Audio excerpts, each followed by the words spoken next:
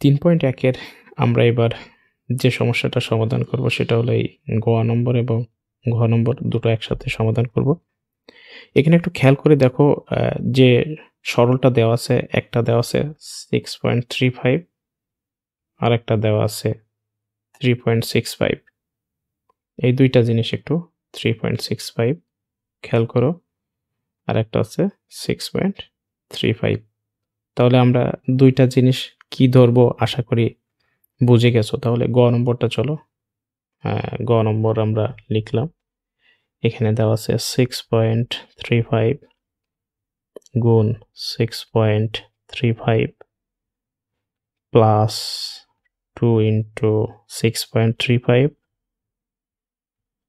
Into 3 into 65 3 into 65 plus 3 into 65 গুণ 3.65। আমরা আমাদের অঙ্কটার ফিগার পেয়ে গেলাম। এই ফিগার পেয়ে যাওয়ার কারণে আমরা এখন যেটা করব, ধরি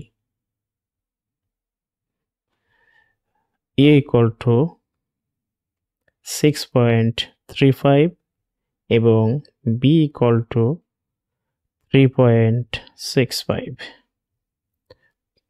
এটা আমাদের কিছু একটা তো যোগ বিয়োগ করতেই হবে। তো এটা আমরা যেহেতু সব প্লাস সিম্বল আছে তাহলে যোগ করি। a plus b equal to 6.35 আর 3.65, এটা আমাদের 10.00 পাই আমরা। 5 আর 5 10 শূন্য, হাতে 1, 4 3 9 1 10 শূন্য, হাতে হচ্ছে 1, 6 3 9 1 10। এটা হচ্ছে আমাদের যোগ করে।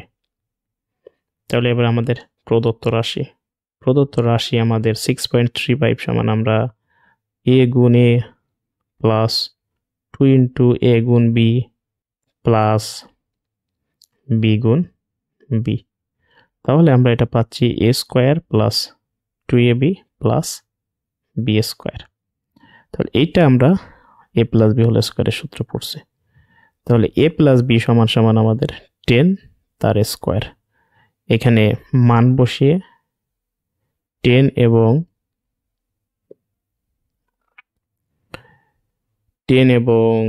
10.00 একই, তাহলে আমরা এটা পাচ্ছি 1100। এটা হচ্ছে আমাদের অ্যান্সার। আমরা 100 পাচ্ছি, 10 ইন্টু 10 মানে 100। দ্বিতীয় অঙ্কটা আমরা ঘ শুরু করলাম। আমাদের ঘ দেওয়া আছে 2345 গুণ 2345 বিয়োগ 759 গুণ 759 ভাগ 2345 বিয়োগ 759। তো এটা আমরা ধরি a equal to 2345 এবং b equal to 759। প্রদত্ত রাশি আমাদের a গুণ a মাইনাস b গুণ b by a minus b। আমরা যদি ক্যালকুলেশন করি a square minus b square by a minus b, আমরা একটু উপরে উঠছি। এখানে যদি আমরা a স্কোয়ার মাইনাস b স্কোয়ারের ফর্মুলাটা লিখি তাহলে এরকম আসে। এখানে একটা মাইনাস হবে, a plus b into a minus b, নিচে আছে a মাইনাস b। তাহলে উপরের a মাইনাস b কেটে গেল, আমার থাকে a প্লাস b। তাহলে a প্লাস b এর মান আমরা a এর মান আর b এর মান বসিয়ে দিই। 23 মানটা বসাইতে হবে, 2345